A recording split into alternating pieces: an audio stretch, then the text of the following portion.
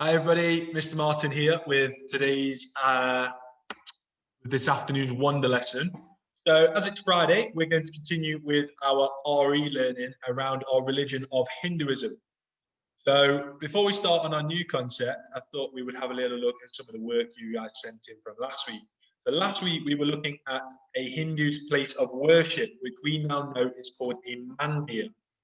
And we found out last week that Hindus can either go to a mandir to worship their gods and goddesses, or they can worship from home and set up their own little mandir. And I asked you to look at some of the key features of a mandir. If I share my screen with you, just wanted to share a couple of examples of some great work that was sent in on Portfolio, okay? So as you can see, the first piece of work is from Phoebe in Mrs. Bird and Mr. Jones' class. So well done, Phoebe. I love your main shrine and the detail you've gone into here. And you have correctly labelled all 6 of the key features. You've got your shoe rack, you've got your murti, you've got your main shrine, you've got your bell, you've got your Vedas, which we're going to be covering today, and you've got your symbol, your Om symbol. So well done, Phoebe. One of the Year 3 staff will have put some dojos on for you. And also Hayden from my class, who has gone into a lot of detail, as you can see here. I love that you've put your Om symbol on one of the pillars of the wall. Okay, great detail on this one. And again, all correctly labeled the 6 key features. So well done to you two especially, but big shout out to everybody who did that task for me. Fantastic. I'm really, really impressed with your learning around a mandir. So that was last week. Today, we're going to look at a new concept in RE, and we're going to, well, before I start introducing it, we're going to hear from an expert to introduce it, okay? Now, you might recognize this person from around school. You will have seen them, and they are very close to the Hindu religion. They are a Hindu themselves. So let me bring them up. If I share my screen with you on this one, and this one, and share sound, here we go. So let's hear from our expert. Hello everyone, hope you are all fine. Today I want to share about the Vedas. Vedas is the holy book of Hinduism, which means knowledge. It is believed that the Vedas were written thousands of years ago in Sanskrit language, one of the ancient languages of the world. It is very special to Hindus because it contains knowledge about God, life, and how to live our lives. There are 4 Vedas. Rig Veda, book of mantras like prayers and chants. Samveda, book of songs. Yajurveda, book of ceremonies. Atharvaveda, book of spells. Many prayers and chants are still repeated by Hindu priests when they pay their respect to the gods and goddesses they believe in. Vedas is very important even after so many years. Thank you. Bye. Okay, so big thank you to Shania from Vivian Westwood class there, our expert in Hinduism, and she's introduced our new concept for us. So thank you, Shania. Really, really great knowledge around your religion.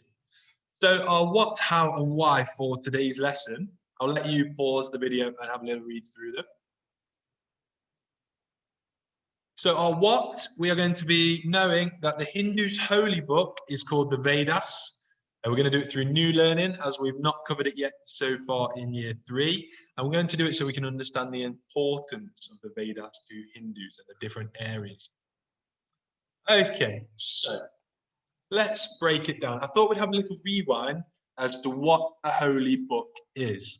So a holy book is a text that is sacred, so it's important to a particular religion. Now, for those children that were at Wyndham in Year 1, you will have covered the religion of Christianity, okay? And we know that the holy book for Christianity that they read and they believe in is called the Bible. So, the Hindus' holy book is called the Vedas, or the Veda. And as Shania brilliantly told us in that little clip there, Vedas means knowledge. So we're going to be learning all around Hindu's holy book called the Vedas during today's lesson. So let's have a look. as you can see, we've got our mandir from last week, okay? And inside these mandir, or at the home, if they're worshipping at home, you guys labeled that there will be a Veda. So this is the scripture or the text that Hindus use and read from when they are worshipping their gods and goddesses. Okay? It helps guide them. And really, really important facts about the Vedas, okay? So as we've said, it's a sacred text, which means it's so, so important to them. And they believe that it's existed for as long as Hinduism, okay? Probably a little bit before that, thousands and thousands of years ago.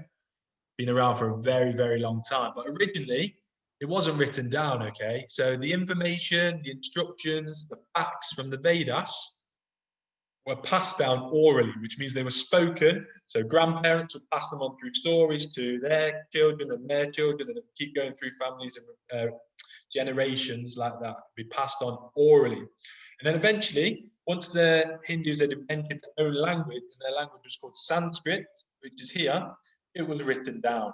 And they didn't have pens and paper back in those times, thousands of years ago. They used the inside of some of the bark of a tree, and they began to write it down there. Key facts for us there. And as you can see down in this bit, the Vedas, the holy text for Hinduism, was split up into 4 separate Veda. We had the Rig Veda, Yajur Veda, Sama Veda, and Atharva Veda. And each of these 4 Vedas, inside the whole Vedas, would be responsible for a different area of life. So Shania has already talked about some of these. So the Rig Veda was for hymns and praising gods. This one was for instructions. Then we had melodies and songs, and this one for spells and rituals. Okay. Now, so one whole Veda split up into 4 separate parts for the different areas of Hindu life.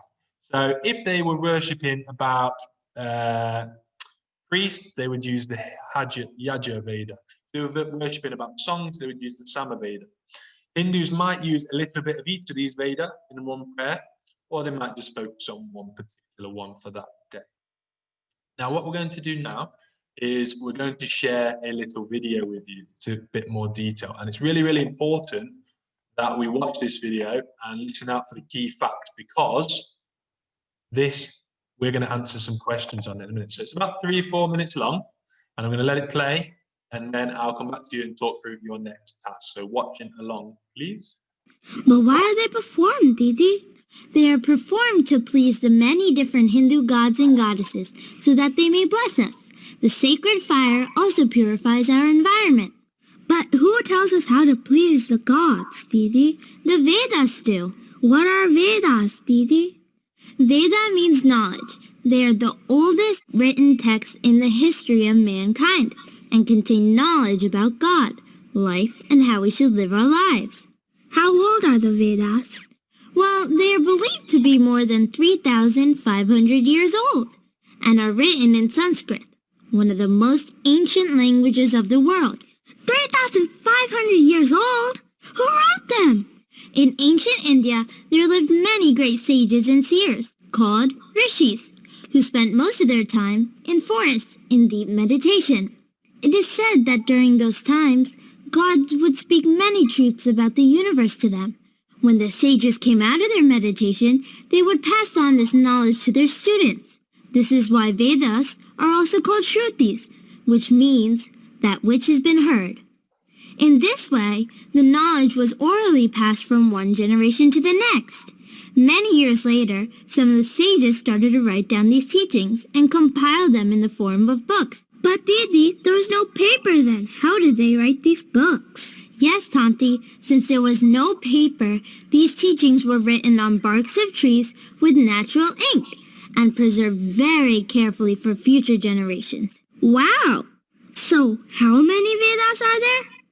The teachings were put together in the form of 4 Vedas: the Rig Veda, which is the oldest and the grandest, the Soma Veda, the Yajur Veda, and the Atharva Veda. The Rig Veda, or the Book of Mantras, contains prayers, hymns, and sacred chants called mantras.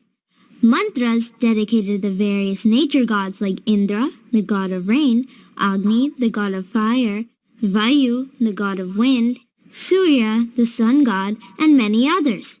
The Yajur Veda is also called the Book of Rituals. and it specifies the duties of a priest.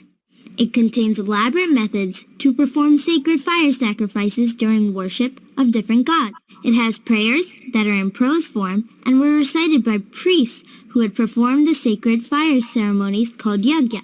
The Samaveda, also known as the Book of Songs, is a smaller version of the Rig Veda, where the mantras have been set to beautiful melodies that are to be sung by priests during a Soma sacrifice. What is a Soma sacrifice, Didi?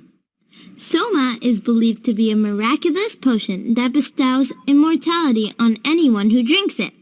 It is believed that the ancient people had knowledge of this nectar, and rituals involving it were carried out to the chants of mantras from the Samaveda. Wow, Didi, that sounds so exotic. Yes, Tanti, wait till you hear about the Atharva Veda, the Book of Spells. The Book of Spells? Yes, Atharva Veda consists of charms and spells for a happy, healthy, and wealthy life. It also contains magic spells to drive away evil spirits, to hypnotize others, and cure diseases. It gives a clearer picture of the lives of people during the Vedic period. That sounds amazing, Didi. But Didi, are the Vedas still important after so many years? Oh yes, they are very important. The knowledge contained in the Vedas forms the basis of Hinduism and its beliefs, customs, and traditions. The various prayers, hymns, and chants are still recited by Hindu priests, while they pay their respects to the many gods and goddesses that Hindus believe in. But Didi, are there really so many gods? The essence of the Vedas is that there is only one truth, one God, one world family, and that we should live a life that is honest, fair, and dedicated to God. Okay, so there we've just heard a little bit more in detail about the different parts of the Vedas. Okay, right, let me put it back onto my screen. There we go. So we have heard from Shania, our expert, who's told us about Vedas and her experiences of it and what it means. I've given you some information, and then we've watched this little video together there. What we're going to do now is, in your books, I would like to write today's date, please, Friday, 22nd of January, 2021. Like it underlined, if you've got a ruler. Can you put RE for our subject, so we know which subject it's from, and then your title for today's lesson is going to be the Vedas. Can you write that underline, please? And our first task is going to be a bit of a reading comprehension type lesson. So I've got 4 questions about what we've learned about the Vedas today. I would like you to write the question out as well as the answer. Okay, the first one you don't need to do both because it's a gap fill. So I'm going to go through them, and then you are going to write them out and answer them as a bit of a reading comprehension. So number 1 is a gap fill. The Vedas is the something book of Hinduism. So what book is it? If you want to go back and rewatch some of the video, you are more than welcome. That's a gap fill one.